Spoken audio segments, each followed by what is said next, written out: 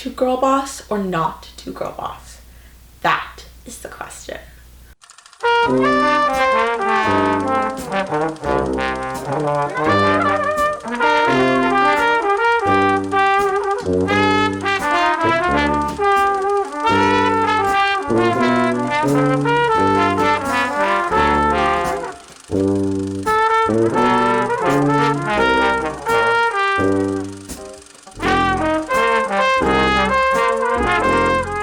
The Tragedy of Macbeth is one of the more well-known works of William Shakespeare.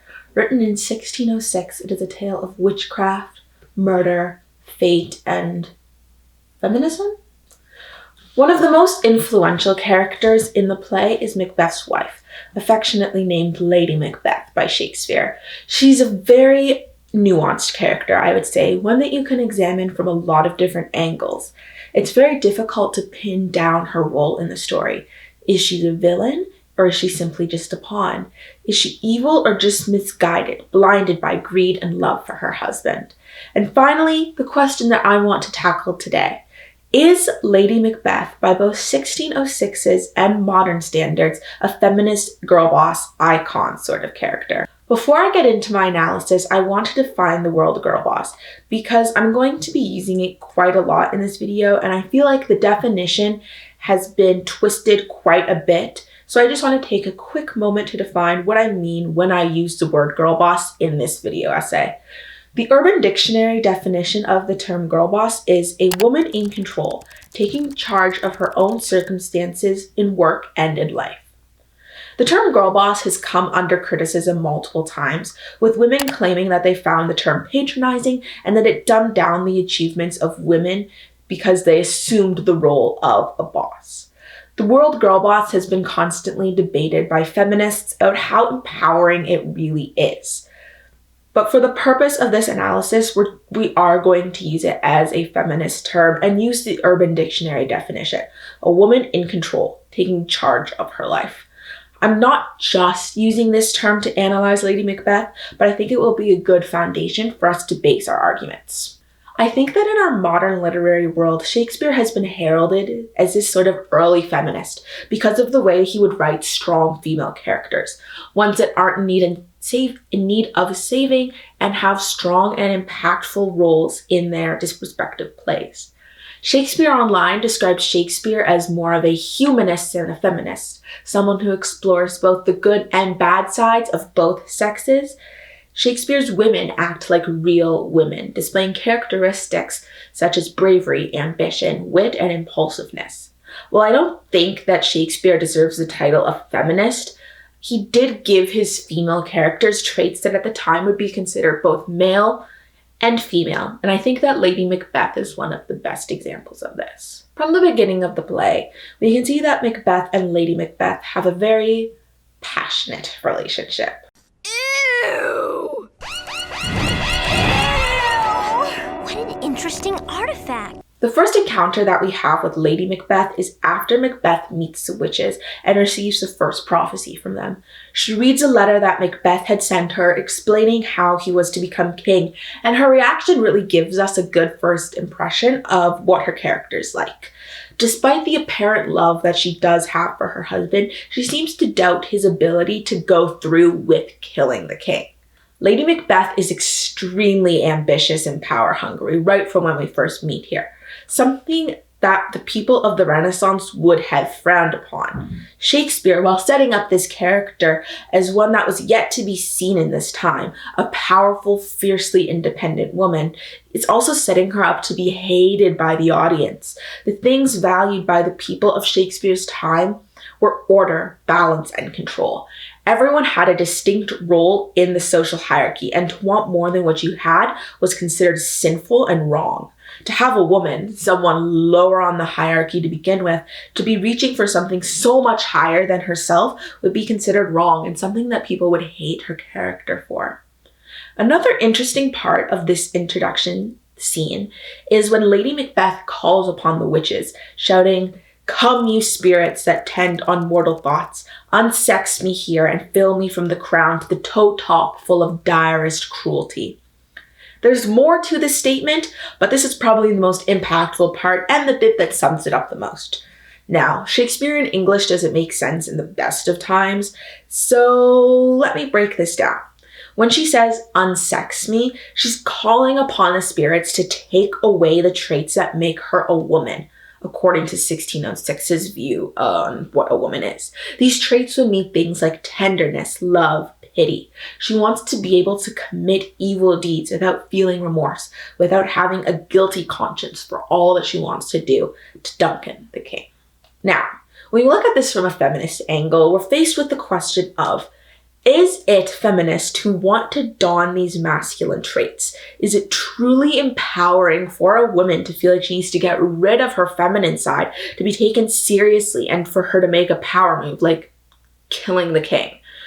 Lady Macbeth is already an extremely powerful character, filled with a mix of what would be considered feminine and masculine traits. If she felt she could kill the king, I truly think she would.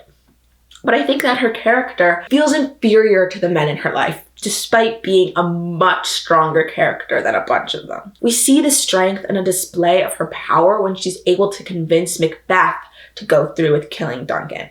She full-on gaslight gatekeep girlbossed her husband into wanting the same things that she did, telling him that she would kill her own baby, smashing in its brains if she had promised him that she would, showing that she's already without some of the feminine traits that she wanted taken away from her, like pity and gentleness. She's already this cold, manipulative character who is extremely ambitious and willing to do whatever it takes for power. She just fully doesn't believe in her own power to do the things she wants, instead relying on gaslighting her husband into doing her bidding instead. Another thing that I found extremely interesting about the way that Shakespeare writes his character is all the biblical references that he includes. Lady Macbeth is constantly being compared to Eve and the snake from the early chapters of the Bible. One of my favorite quotes being, "Look like the innocent flower, but be the serpent under it." This is very clearly a Bible reference, the first of many that she would go on to make in the play. In the story of the snake in the Bible, the snake tempts Eve to eat a forbidden fruit, which it claims will grant her wisdom. In Macbeth, Lady Macbeth and Macbeth's motivation is power. They want the crown. Only Macbeth plays the role of Eve, with Lady Macbeth being the snake, who has been associated with temptation and evil. She knows her husband wants power, and she tempts him into doing what she wants so that they can both obtain it. Skipping ahead in the play a little bit, Macbeth goes on to kill Banquo without consulting or even telling Lady Macbeth what he plans on doing. This begins both of their descents into mental instability. Macbeth becomes increasingly more paranoid, and Lady Macbeth falls ill, waking up in the middle of the night to wash her hands, likely to wash them clean of all the blood that she feels is on them now. I'm assuming that everyone watching this knows the story of Macbeth, so I'm going to be skipping over a lot of what happens in the middle of the play and going right to Lady Macbeth's death. The long and short of it is that she kills herself, which personally I thought that this was a cheap sort of ending for the character and just a way for Shakespeare to tie up any loose strings left at the end of the play. One of the main reasons why I personally didn't like this ending was because I felt like it reinforces the idea that women should not reach for more than their allotted lot in life, lest they be punished. Lady Macbeth was an ambitious woman, and in the end she was killed off. She was set up to be such an incredible character with so many layers and complexities, and to see her discarded in such a nonchalant manner just doesn't sit right with me. I also don't like the way that her illness was handled, the way that guilt seemed to completely ruin her. This doesn't really fit with the way that she was speaking in the beginning about how she would be willing to kill her own baby, but when her husband kills people, it sends her spiraling. It just doesn't make sense with the way that she had been written so far. Now, to cut Shakespeare some slack, he was writing characters like Lady Macbeth at a time when women had very little freedom and power outside the home. To see a strong woman like Lady Macbeth behave the way that she did would have been very shocking for Renaissance audiences, and as I mentioned, they would have been waiting for her downfall. The way that stories of the time and the way that audiences wanted to see stories played out is they wanted the good guy to win and the villains to get punished, which happens in Macbeth. Lady Macbeth dared to want more than what she had, and she ended up killing herself. So, in conclusion, is Lady Macbeth a girl boss? When we compare her to the definition of the term, we could argue that she is. She is a woman who took control of her life, but if we look a little closer, we still see her falling victim to misogyny and the limitations of her time. I didn't set out to provide an answer to this question in this video essay, just to add my 2 cents and to share what I think about what is probably my favorite character in Macbeth. Thank you so much for watching, and thank you to my amazing English teacher for doing such a good job with this unit. I'll talk to you later. Bye!